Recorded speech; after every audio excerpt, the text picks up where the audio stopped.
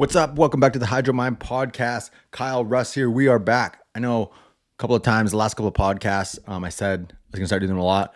Things got pretty crazy here. So this podcast, actually, we're going to be talking about a super common topic, how to build confidence in bigger waves. If you've lost it or if you've never ever had it, how to get it.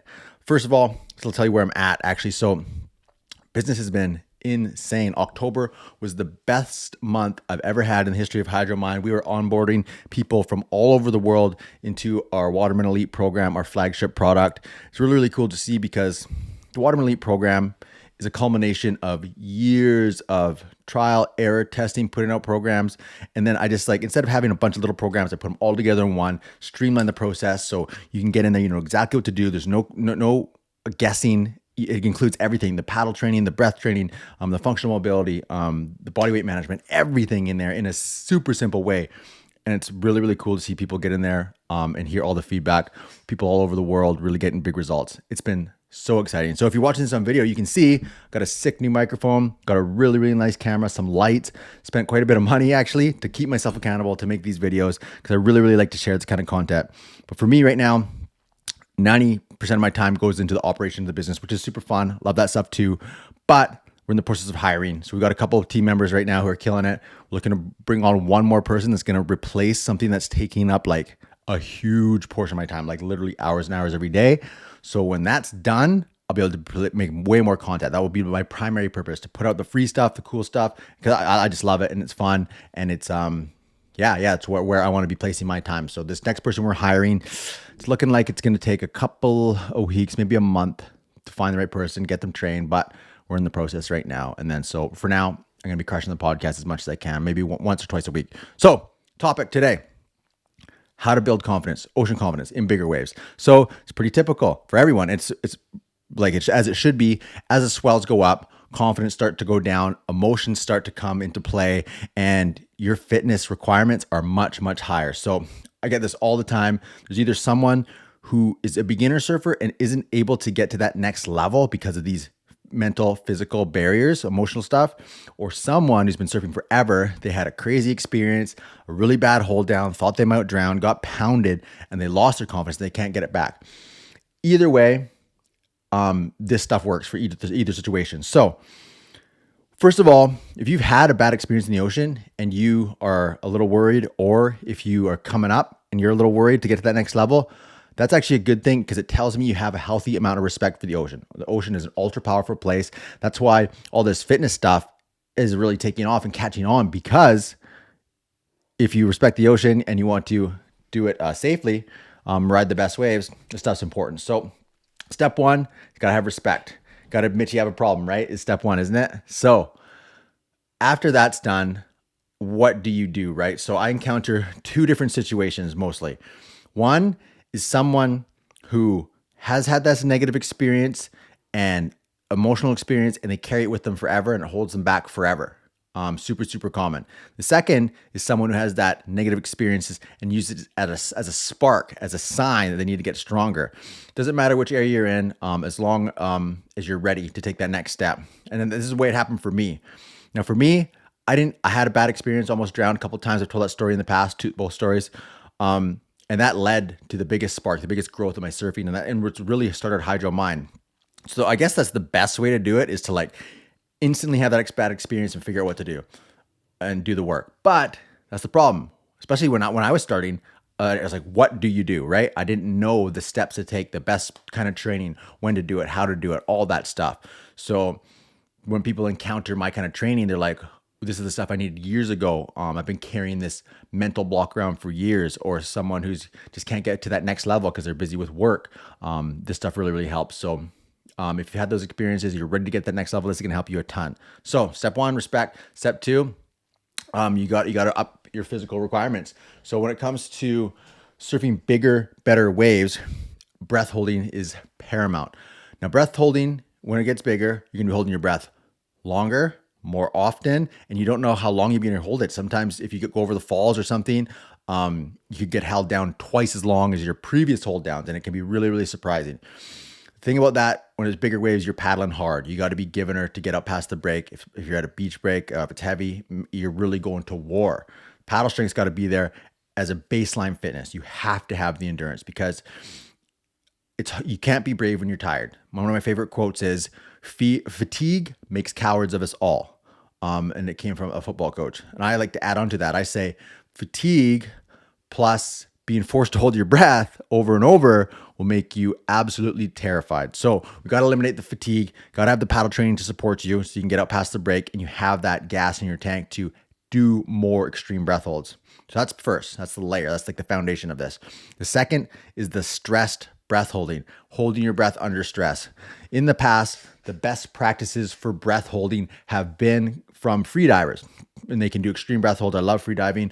I've learned tons from them. They really dive into the science. They're the pioneers of breath holding.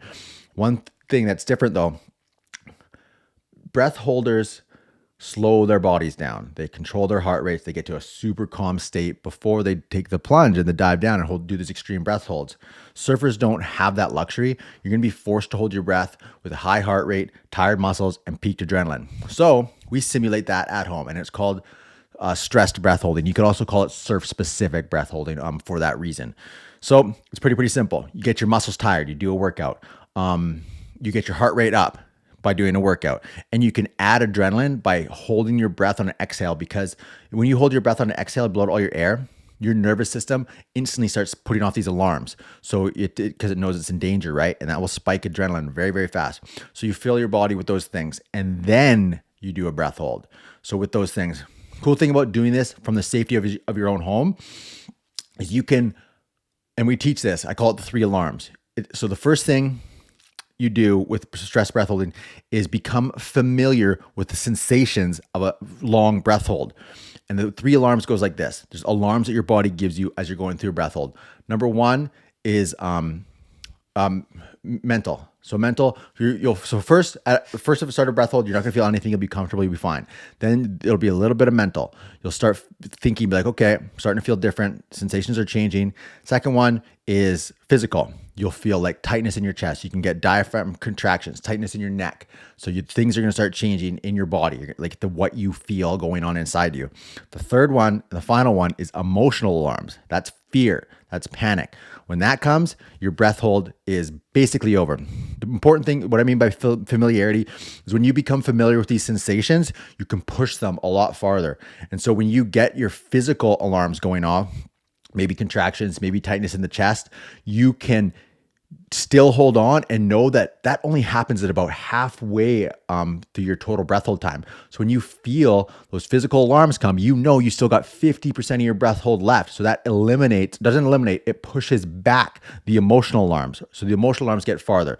So the goal of stress breath hold training is to push all the alarms back as far as possible, but also extend the total time. So that's the cool thing. You'll become familiar with the sensations, you'll push them back much farther, but also you'll extend your total stress breath hold time. That's really, really cool because you're doing it from the safety of your home. You're already feeling yourself get stronger. So it gives you a little boost of confidence before you even paddle out. I'll get to that a little more later. So that's the first half, stress breath holding. It's oxygen efficiency is an attribute. So it's your physiology, changing your tolerances to gases, but it's also a technique, how you hold your breath. So you got to keep calmness in your face, your neck, and your chest. Because if you have tightness in your neck and your chest, it releases adrenaline, slowing down your breath hold or shortening your breath hold. So it's technique and physiology. Stress breath hold. The second side, it might, I don't want to say more important because you have to have them both. But the longer I do this, years of surf training, working with surfers all over the world, it becomes more apparent every single day how important the mental emotional training. Breath holding and surfing is so emotional. All you got is yourself. So the second side to a stress breath hold is recovering, how you recover from it as quickly as possible. So I always tell people like this: when you're out in the ocean and things get heavy, the only things you truly have are your body, your mind, and your breath. And your breath connects them all. So it's important to control all those things. And you do it by starting with your breath. The technique I call that does this is emotional intercept, because it's intercepting those negative emotions before they come, which is actually nervous system training. It'll look like this. You do a stressed breath hold in your home on the ground, and then you go to recover from it as quickly as possible.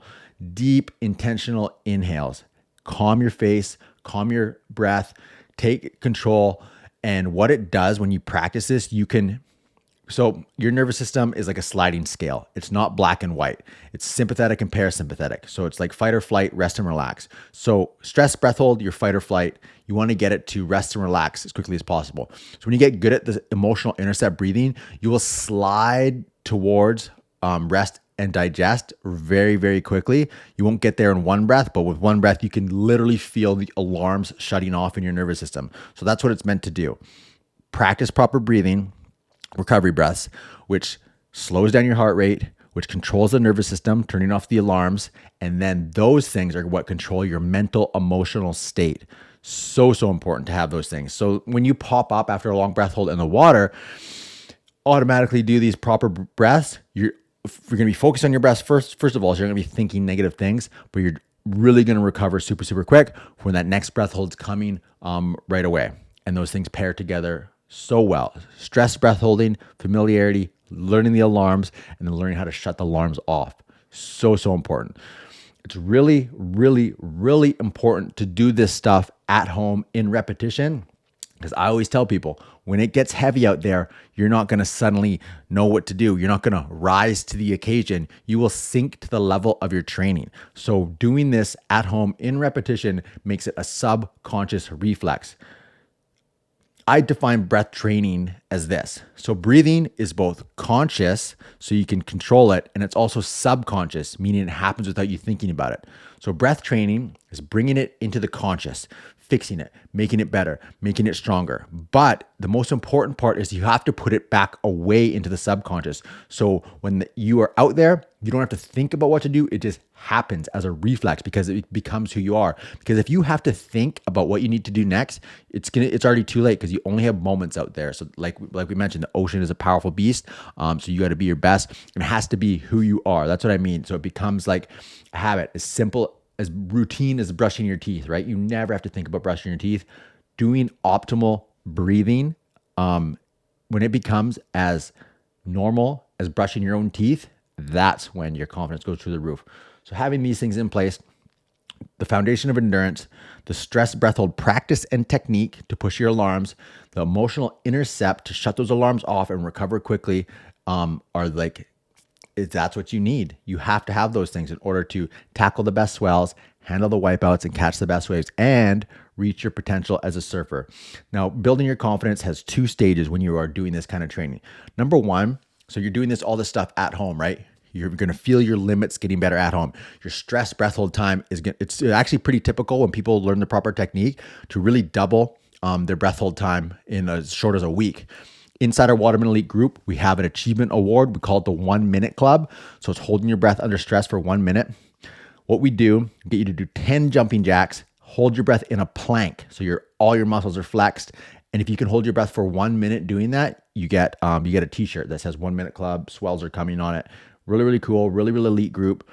Typically when people try it for the very first time, they get like 20 seconds around. I'd say is the average, sometimes even less, because you don't know the technique. All the alarms are going off. It feels really, really scary. When you learn all this stuff, people get to the 1 minute club pretty fast. So that's like sometimes people are tripling, quadrupling their breath hold time, their stress breath hold time, which is great. So that in itself is a boost in confidence. You haven't even went on the ocean yet, and your confidence is already up because your stress breath hold time is getting up, your oxygen efficiency there, your emotional control is getting better. The way you solidify your confidence in the ocean is to get out there and feel it. So super important. When you get out there, you get caught inside, you get pulled out in a rip, you get tossed, you get beat, whatever happens to you out there that normally would have ruined your session and put you in a bad spot. When you survive it, you pop back up. Or like the coolest thing is when you get caught inside and everyone gets washed in and somehow you're still out there. Having one of those what would have been a bad experience and turn it and stay in control during that time will solidify your confidence. That's what really, really puts it home. It's important to say that if you want to surf the best swells, this kind of training needs to be habit and routine. So I always say our training, it's not a training program. It's a lifestyle program. So because it's more about habits and routines. It's the little things you can do every day to keep yourself strong, but be on a steady growth rate, right? Because the ocean, even though it looks flat in your town, I guarantee you the ocean's out there doing push-ups. It's going to come to your town, and it's going to be strong. And if you aren't doing anything while it's away, you're not going to be able to hang. So yeah, it's really, really important to mention that this kind of stuff is a lifestyle. So if you truly want to reach your potential as a surfer, you really want to surf the best swells and do it safely and honestly have fun while everyone else is sitting on the beach watching. It's an incredible place to be. I'll tell you one real quick little story about how it worked for me. So during the pandemic, I've been landlocked a bit, well, quite a bit actually. I've been traveling back and forth. I did how many months? It was months. I think it was 4 months, more than that, maybe, that I didn't surf. And yeah, and it was one of those rare swells, super heavy. Got held down a lot. I was there with some buddies too. So there's some nights I didn't sleep. I surfed 7 days straight. Didn't sleep well. Surfed 7 days straight. The last day was the peak of the swell. My endurance was there. And there's lots of people learning to surf. It's a vacation spot kind of, and people trying to get up past the break, consistently getting caught inside. People weren't even making out past. And like for me to be out of the water that much, I came back stronger and better because I was really focusing on the training. So that's just my point, is that even though big swells are infrequent, even though I was landlocked, I got out there in the best swell, one of the best swells of the year, and hung with the best of them. Like literally there's like 3, 4, 5 people out the back at any time because it was that heavy. And it's cool because that was never possible before, especially when I was first learning breath training and all the stuff, because I was trying to get over these fitness barriers.